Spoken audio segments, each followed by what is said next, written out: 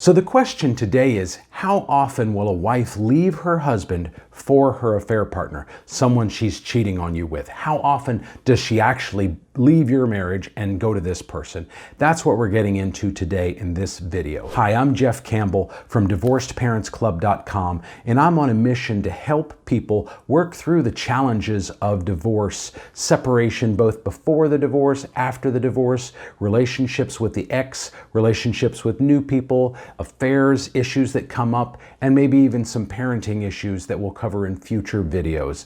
I'm going through a divorce right now. It's almost finalized, probably be finalized in about a week. It was a divorce I didn't see coming, didn't ask for, but here we are. So let's get into today's topic though. So first of all, I want you to be aware that it's not that likely that your spouse will actually leave you for the person they're cheating on you with. It does happen for sure. And when a divorce happens as a result of an affair, it is more likely going to be the person who did the cheating that initiates the divorce than the person who is being cheated on. That's just how it stacks up. But it's still not that likely. So let's talk about why that is and some of the steps that you can take to maybe minimize that from happening. So first of all, if they do actually leave you and marry the person they're cheating on you with, just know that the divorce rate for that kind of a marriage is 75%. So if that does happen, it's almost assuredly doomed to fail. It just is. That's just the way it happens. Often the person that's having an affair is in a phase that we call limerence. Limerence is a kind of love, but it's really more of an obsession. It's an unhealthy obsession with the other person where you get tunnel vision and everything else is less important. Even kids in some cases fall by the wayside in a cheating spouse's list of priorities. They're just focused on the other person that they're having the affair with, and everything else comes second.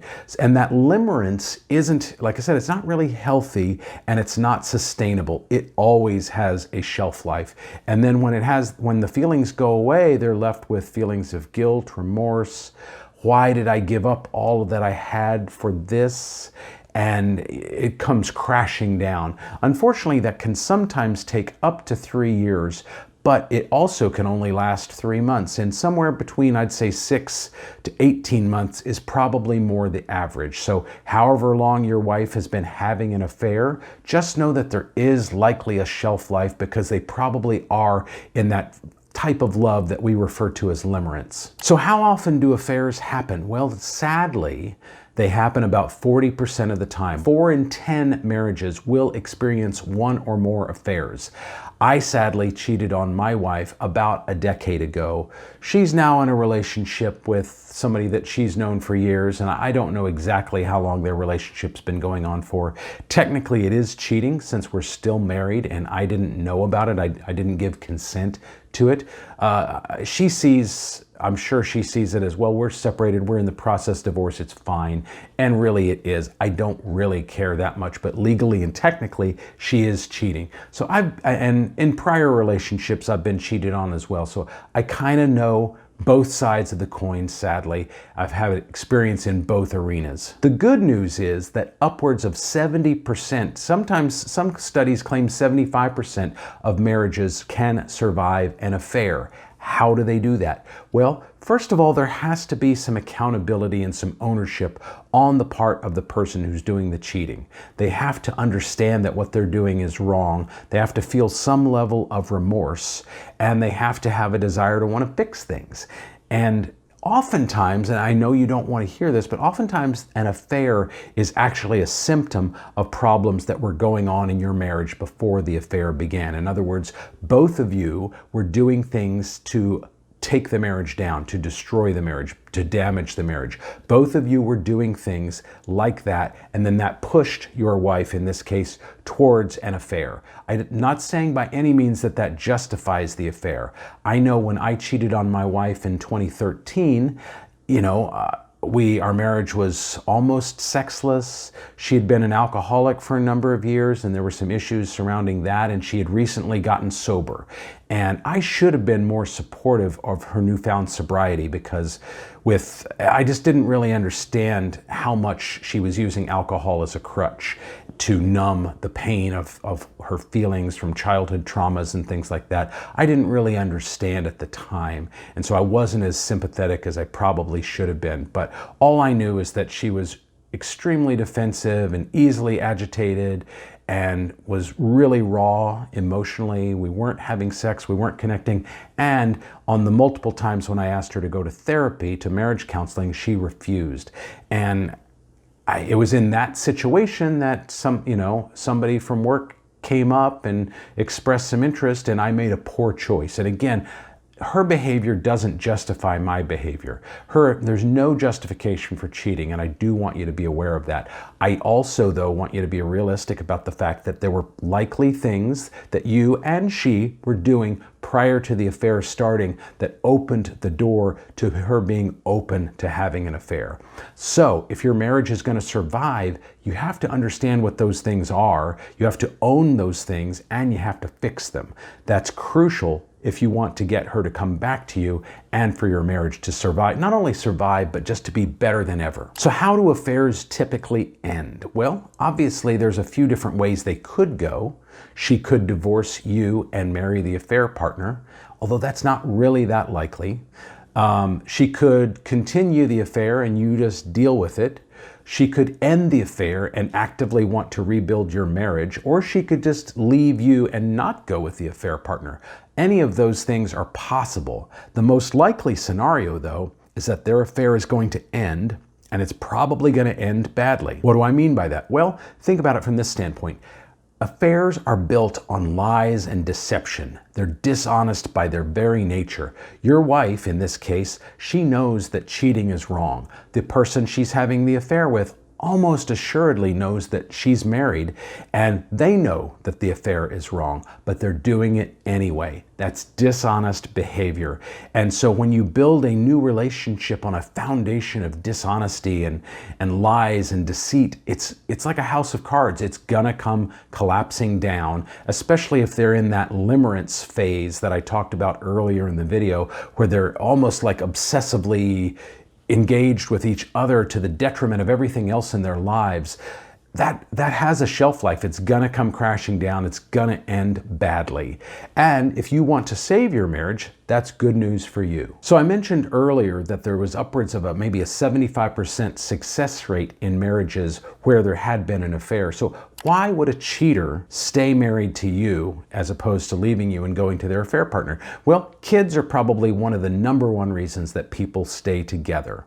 However, that's not necessarily a good reason if the marriage is terrible and there's a lot of fighting, because you're setting a very poor example for your kids as to what a healthy relationship looks like. It's also no fun for you and your wife, and it's creating unnecessary drama and tension that's going to trickle down into every facet of not only your life and your wife's life, but your kids' lives too. So that's not a good reason in and of itself to stay together. Also, I know this sounds weird, but it's not uncommon for the cheating spouse to still be in love with their spouse, and they just weren't getting their needs met, and an opportunity presented itself. They were weak and took advantage of the situation, and they're getting their needs met, but they don't really want to leave you.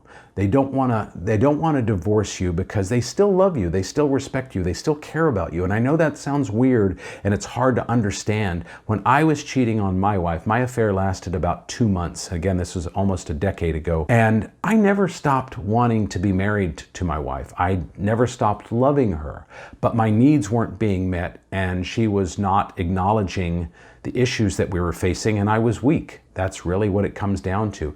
And it wasn't until she left, after finding out about the affair, that I ended the affair and followed her. She had moved out of state, and I followed her, both to be closer to the kids, because we had 2 kids at the time, now have 3, but also because I wanted to fix things. I wanted to make it right. And I never fell out of love with her. I just wasn't getting my needs met, and she wasn't listening. And lastly, the other reason that affects whether or not a cheater will leave their marriage is oftentimes people cheat because they have some sort of baggage or unhealed trauma from their own childhood. Maybe that's lowering their own self-esteem. Maybe they saw their parents behaving this way and they grew up that this was learned behavior. This is how you behave. And maybe logically they know it's wrong, but emotionally it feels familiar. And we always gravitate towards familiar behavior, even if we know it's wrong. They call that repetition compulsion, where the smoker, maybe they know smoking is bad for their health, but maybe they grew up with it because their parents smoke. And so it's familiar and it's comforting. Even though they know it's wrong, they continue to do it. And affairs can be the same way if there's unhealed childhood trauma that's never really been dealt with. And so all of those things combined often cause a cheater to want to stay married to their spouse, even though they're having an affair. So if you're being cheated on, and I assume you are since you're watching this video, how long does the pain take to go away? Is it there forever? The good news is, and this of course is assuming the affair has now ended, whether they left you for the affair partner or whether they stopped the affair and have come back to you and you're actively working on your relationship, it's going to take about 18 to 24 months for you to actually feel normal again, for you to feel trusting and loving and feel that connection. Now, it's not just like you flip a switch at the 18 to 2-year mark. It's going to be gradual over that period of time. You'll be seeing positive forward momentum that whole time, but it will take upwards of 2 years before things really feel normal again. So what are the top takeaways from today's video? Well, know that upwards of 75% of relationships that start as an affair end 75% of the time, especially if they get married. There's going to be a 75% failure rate. So if your wife does leave you for this other guy, their relationship is far less likely to survive. It's not going to survive, almost assuredly. Only 25% of the relationships that start that way actually survive. Do know, too, that if a divorce is pending in your future, most likely your wife is going to be the one to initiate it. Cheaters initiate divorce way more often than the person who was cheated on. The person who was cheated on typically wants to save the marriage. Now, having said that, 40% of marriages experience divorce, and 75%, upwards of 75% of marriages that have an affair happen survive. So your chances of getting through this are really good. Your chances of your marriage surviving are really good. But I do want you to own and acknowledge the things that you may have been doing that opened the door for your wife's affair. Nothing justifies her affair, but there were things going on in the marriage that led to the affair. And you've got to address those things. You've got to own those things. You've got to work on those things. You've got to fix those things if your marriage is going to survive once the affair ends. If this video helps you, please hit the like button and the subscribe button and that bell notification button so you get notified of future videos just like this one. Then, of course, leave me a comment down below. Let me know what you liked, what you didn't like, and what you'd like to see me cover in a future video. But for now, I'll see you later.